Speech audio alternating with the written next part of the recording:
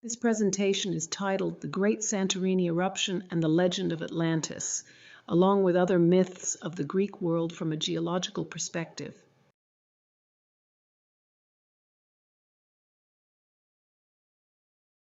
Recorded human history began with the invention of writing systems, which allowed for the documentation of events. Although the exact moment is debated and the development of writing varied across different civilizations, the earliest known forms of writing emerged in Mesopotamia and Egypt about 10,000 years ago. Before the advent of writing, human history is referred to as prehistory, a period for which our understanding is based on archaeological findings rather than written accounts. The development of writing marked a pivotal shift, enabling societies to keep records, document laws, record historical events, and transmit knowledge across generations in a more systematic way. The picture shows an early writing tablet recording the allocation of beer in southern Iraq circa 3050 BC. We think of this as ages ago, however, just a blink of an eye, geologically speaking. Let's turn our attention to the legend of Atlantis, which is one of the most enduring and captivating myths of a lost civilization. Its primary source is the ancient Greek philosopher Plato, who described it in his dialogues Timaeus and Critias, written around 360 BCE. According to Plato, the story of Atlantis was passed down through a chain of oral tradition, originating with Egyptian priests who recounted it to the Athenian statesman Solon. Solon, in turn, shared it with his descendants, eventually reaching Critias, one of the characters in Plato's dialogues. In Plato's account, Atlantis was a powerful and advanced island civilization located in the Atlantic Ocean, beyond the Pillars of Hercules, generally believed to be the Strait of Gibraltar. He described it as a land larger than Libya and Asia Minor combined, characterized by a sophisticated society, impressive architecture, and a thriving economy. The island was said to be ruled by descendants of Poseidon, the god of the sea, and its capital city was a marvel of engineering. Plato described Atlantis as a powerful naval empire with advanced maritime infrastructure, including canals, harbors, and a ringed capital city. Its attempts to conquer Mediterranean regions suggest a strong fleet and far-reaching sea power. The Atlanteans tried to conquer the free peoples of the Mediterranean. After a failed attempt to invade Athens, Atlantis sank into the ocean in a single day and night of misfortune. After Plato shared the story of Atlantis, writers in ancient times disagreed about it. Some, like Plato's student Aristotle, thought it was just a symbolic or made-up tale. Others, like Crantor, supposedly believed it was a real historical place based on Egyptian information. For a long time after the ancient period, most people saw Atlantis as just a legend. During the Renaissance, people became interested again, often using the idea of Atlantis to write about perfect societies, like in Francis Bacon's book New Atlantis, rather than trying to find the actual place. A key figure in the history of the Atlantis story later on was Athanasius Kircher, a well-known German scholar in the 1600s. In his book Mundus Subterraneus, or Subterranean World, published in 1665, Kircher included an important map. This map placed Atlantis right in the middle of the Atlantic Ocean, exactly where Plato said it was, located between the Pillars of Hercules and the Americas. A unique thing about Kircher's map was that it was drawn with south pointing upwards. Over the centuries, there have been many proposed locations for Atlantis.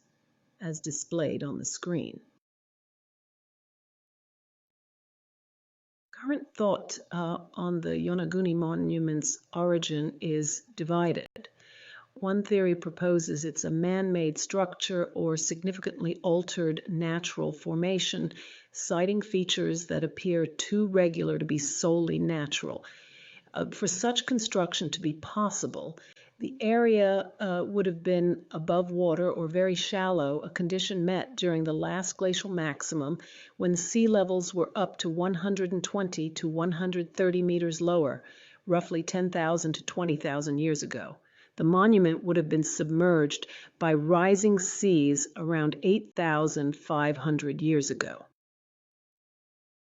Conversely, the prevailing scientific view argues the monument is a natural geological formation. Geologists explain the angular features and step-like appearance as a result of natural fracturing and erosion of the sandstone in a seismically active, high-current environment. Despite the visual intrigue and the time frame aligning with lower sea levels, mainstream science currently favors the natural explanation due to the lack of definitive archaeological evidence proving human construction or significant modification. The origin remains a subject of ongoing debate without scientific consensus. Another submerged site is offshore Alexandria, Egypt. These represent a significant and fascinating area of underwater archaeology. This underwater realm holds remnants of the ancient city founded by Alexander the Great in 331 BC, which for centuries was a major center of Hellenistic civilization, rivaling even Rome in its splendor. French archaeologist Frank Gaudiot made an excavation on this ancient city of Cleopatra, and the ruins may be part of Cleopatra's royal quarters. Historians believe that the primary reason for the existence of these underwater ruins is a combination of natural disasters and gradual sea level rise over time. Several earthquakes and tsunamis, particularly a devastating one in the 4th century AD, caused significant parts of the ancient city, especially those near the coast, to subside and become submerged in the Mediterranean Sea. The soft, silty nature of the Nile Delta also contributed to the sinking of structures over the centuries.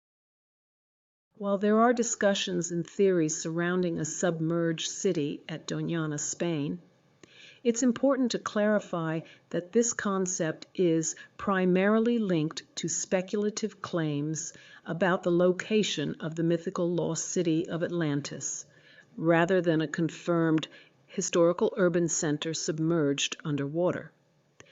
The idea gained significant attention around 2011, partly due to a National Geographic documentary featuring the work of archaeologist Richard Freund and his team.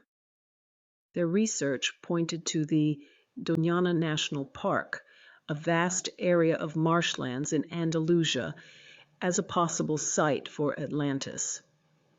The basis for these theories includes the interpretation of satellite imagery that appears to show concentric ring structures in the marshy terrain, which some researchers believe could align with Plato's descriptions of Atlantis.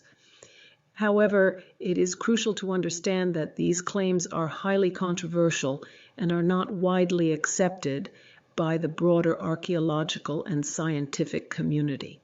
While archaeological work in the Doñana region has uncovered remains, including those of Roman settlements and other ancient artifacts, there is no definitive evidence of a large, sophisticated city like the legendary Atlantis being submerged within the park's boundaries.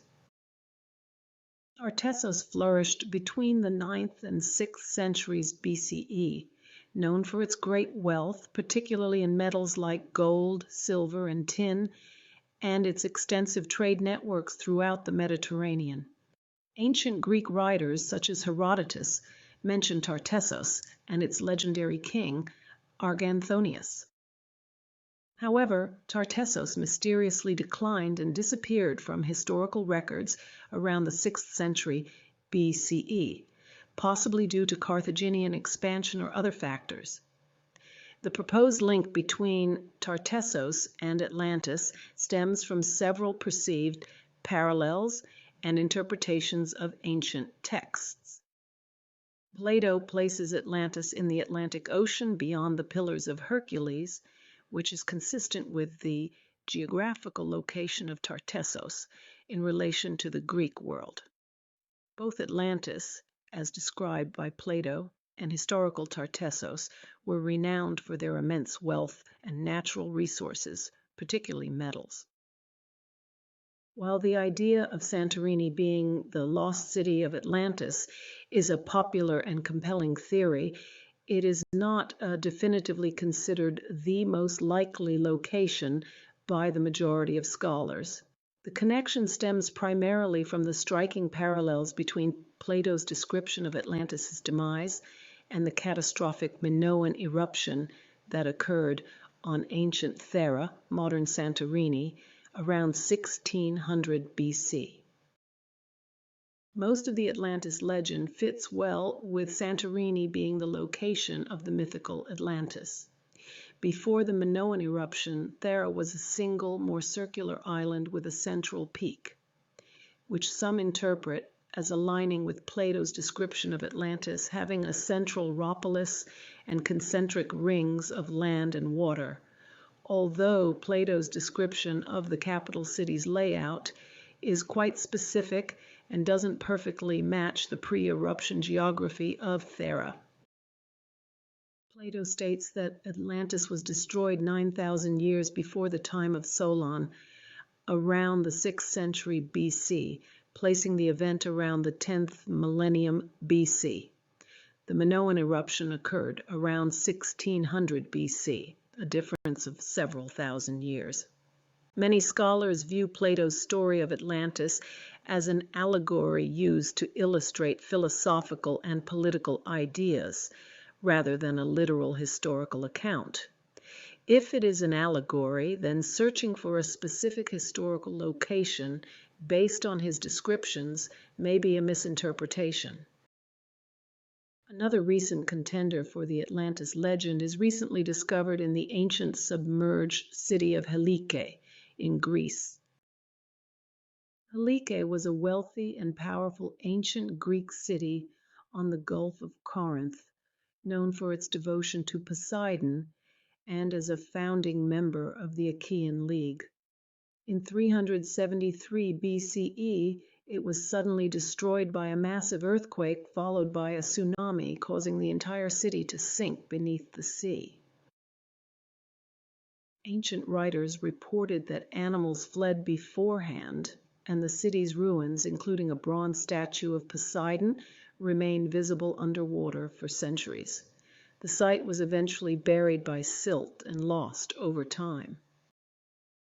In 2001, archaeologists rediscovered Helike inland from the coast, where an ancient lagoon had once existed.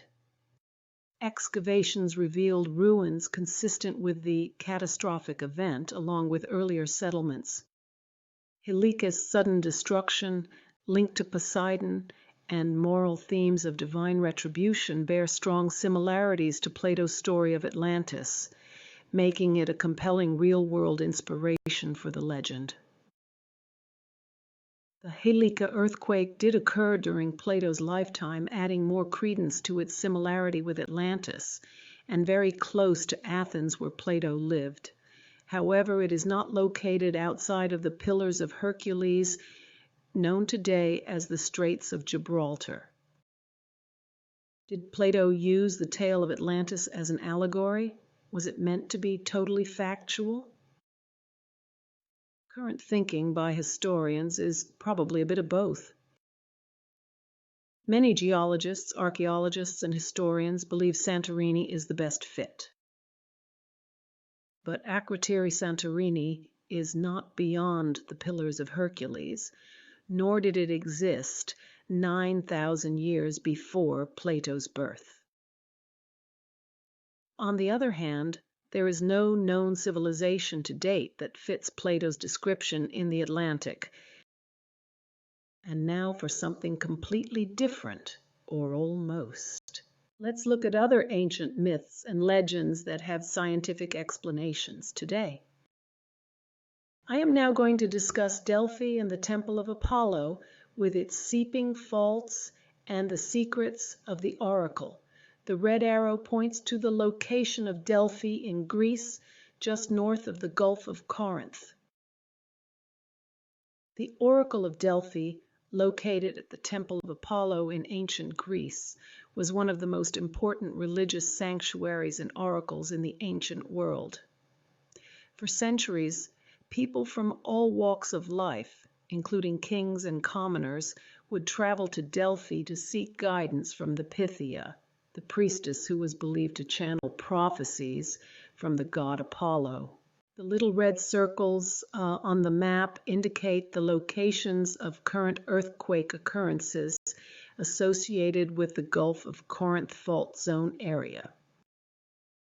The Temple of Apollo was one of the most important religious sites in ancient Greece, dedicated to Apollo, the god of music, prophecy, healing, and the sun.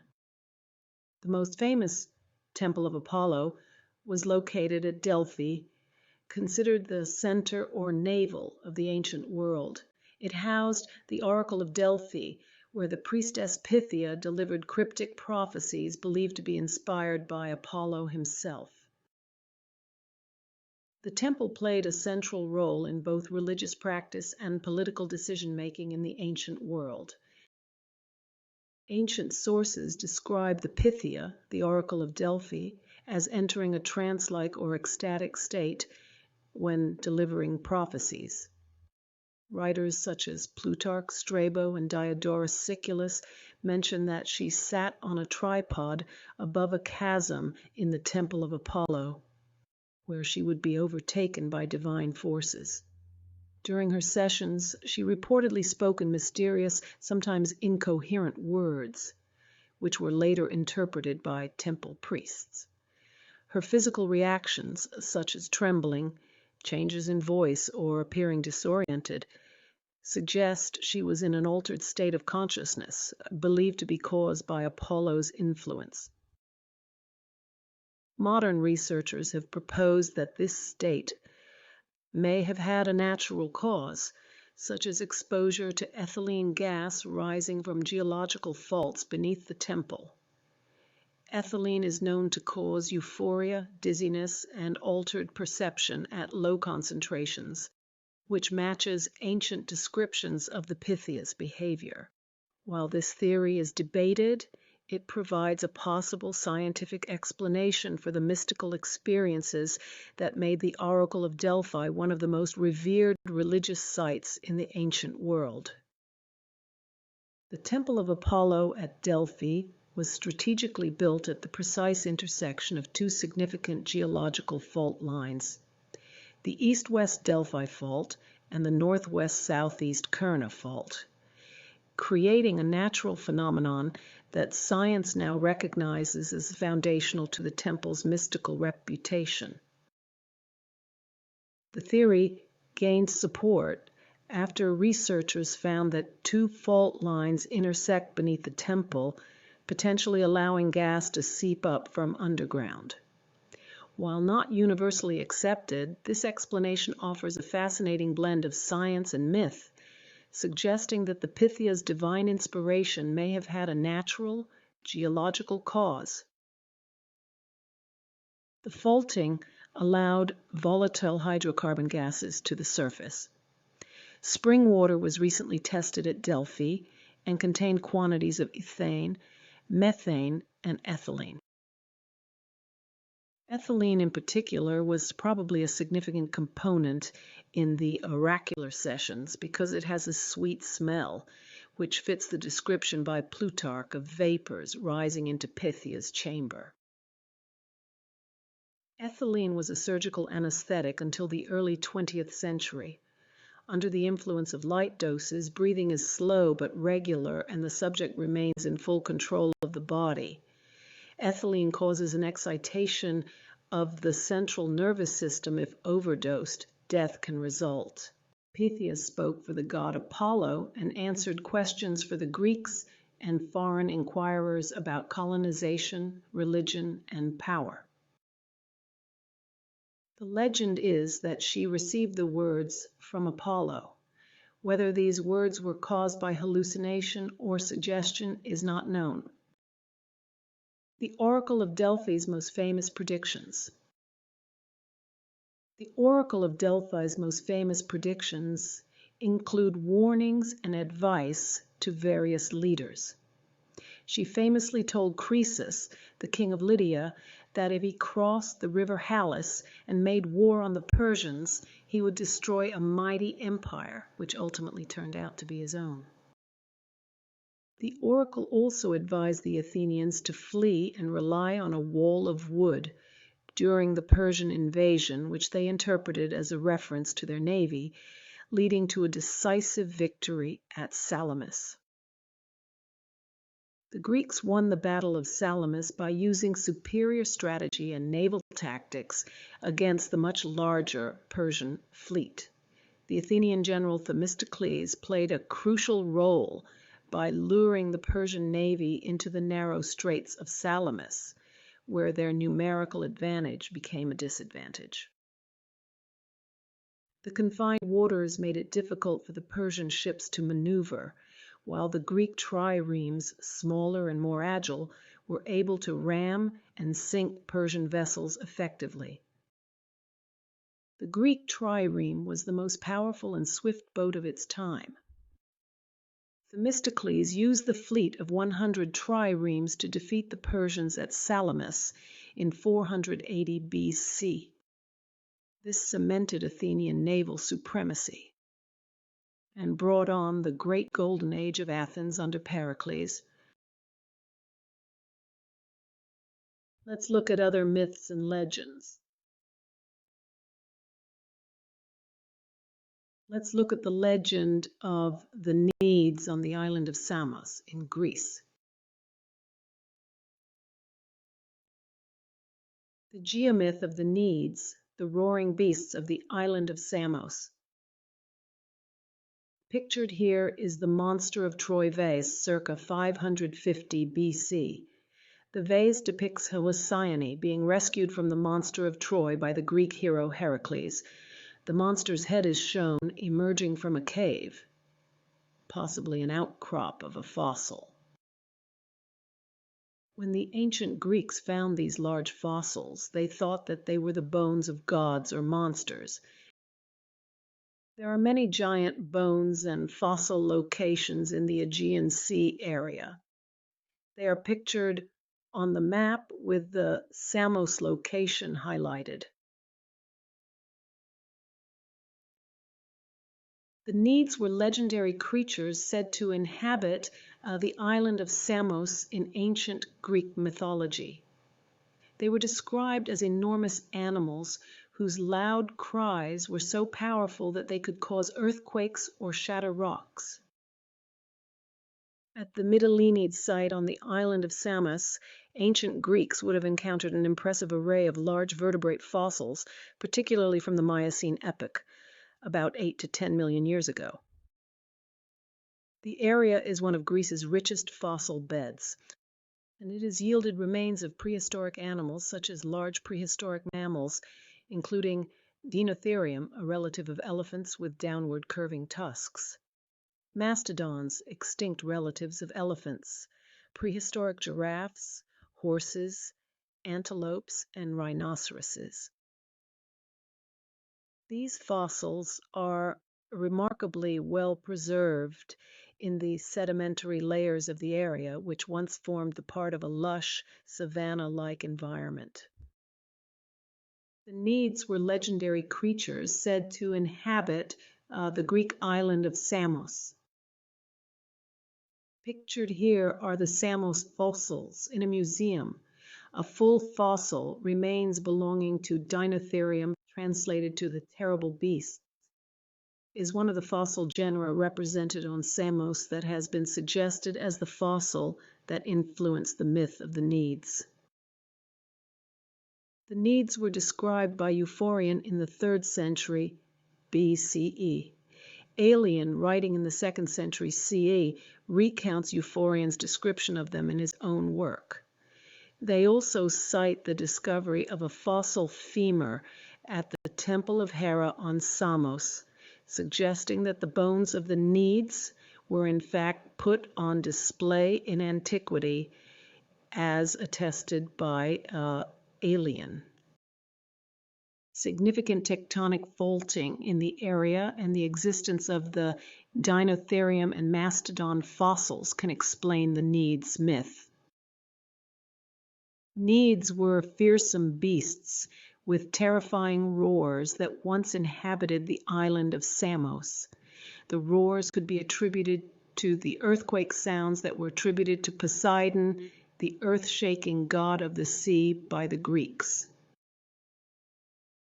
As described, the Neades had deafening shrieks which caused the very earth to collapse.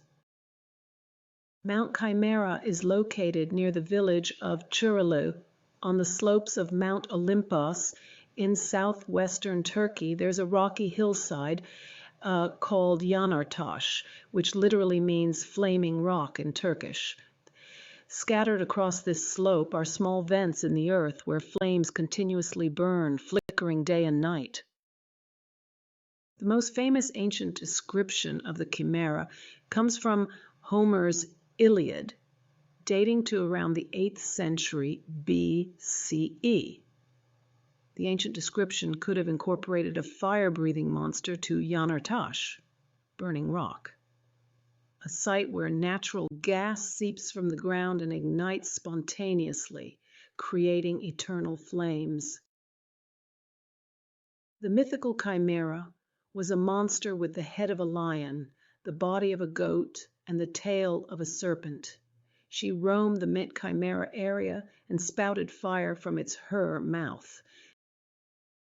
Chimera, the fire-breathing monsters discussed by Pliny and Strabo. The eternal flames of Mount Chimera in southern Turkey are the product of a fascinating geological process where methane gas naturally seeps through fissures in the rocky hillside and spontaneously ignites upon contact with air. This natural phenomenon occurs because the region sits atop a unique geological formation where serpentinite rocks undergo a chemical reaction called serpentinization, producing methane, while the underlying fault system creates pathways for the gas to reach the surface. The dozens of small, continuous flames emerging directly from the mountainside have been burning for thousands of years, creating a spectacular sight that almost certainly inspired the ancient Greek myth of the Chimera, a fire-breathing monster said to have terrorized this exact region of ancient Lycia. And finally, let's discuss the legend of the Griffin. The Griffin is a mythical creature with the body of a lion and the head and wings of an eagle, combining the power of the king of beasts and the king of birds. Appearing in ancient cultures across the Middle East and Mediterranean, griffins are best known in legend as fierce guardians of treasure and sacred things, particularly gold. Symbolizing vigilance, courage, and strength, the griffin remains a potent emblem of protection. The griffin appears in artifacts from the Mediterranean to Central Asia, showing its widespread presence along the Silk Road and Eurasian steppe. Its origins may lie in Central Asian fossil discoveries or cultural exchange among nomads. Regardless, its lasting symbolism in religion, politics, and art made it one of the most iconic mythical creatures of the ancient world. The dinosaur Protoceratops, a beaked, four-legged creature with a large frill, may have inspired the myth of the griffin. Its fossils, discovered in the Gobi Desert of Mongolia, particularly in gold-rich areas, feature a hooked beak and strong limbs, traits that resemble the griffin's traditional depiction as a lion-eagle hybrid. Ancient nomadic peoples or traders who encountered these fossils may have believed they were the remains of real creatures, giving rise to stories of griffins guarding gold in remote deserts. This theory, popularized by historian Adrian Mayer, suggests that early fossil discoveries helped shape one of the ancient world's most iconic mythical beings. The griffin imagery all over the European continent, even in Minoan times, indicate that the Asian civilizations were in contact and trading with the Mediterranean civilizations. The griffin frescoes at Knossos on the island of Crete date to the late Minoan period, specifically around 1450 to 1400 BCE. Are a good example of this widespread legend. These frescoes are found in the throne room of the Palace of Knossos, and they are some of the earliest known artistic depictions of griffins in the Mediterranean. Their presence suggests that the griffin motif had symbolic or ceremonial importance in Minoan culture. In the Minoan culture, the griffin likely symbolized divine power, protection, and royal authority. The great myths and legends of ancient Greek culture were efforts in part to explain natural phenomenon as shown in the previous examples. In other legends, lessons of religious or philosophical thoughts and attempts in understanding human nature took preference. In the case of Plato's myth of Atlantis, it could have been partially allegorical and or based on incidents that had occurred during his lifetime or prevalent in the ancient lore of the times. Thank you for watching, and please press the like button if you enjoyed this presentation. The like button is that little thumbs up symbol. We are planning to add many more presentations covering a wide variety of science, history, and other enriching subjects, so please subscribe to our channel by pressing the subscribe button below. If you have any comments, questions, or suggestions, please feel free to make them, and we will do our best to respond. Again, thanks for watching, and please do subscribe.